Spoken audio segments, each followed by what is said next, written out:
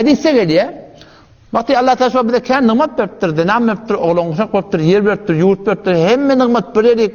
Sağlıklan, sakkatı, nimetlan, sakkatı neyme? Sağlık.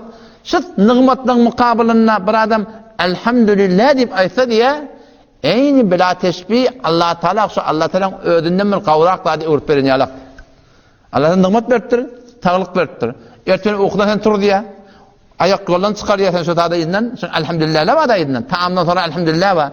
Şu Allah'tan haydi bir nimetin mukabilinna elhamdülillah deyip aytsan Allah Teala'nın beren nimetin mukabilinna şondan kavrakla da Hudaý Teala'nın ödüne örüp verin yalak. Yine bir hadise geliyor ki vakti birbirine Allah Teala her bir nimet veriptir.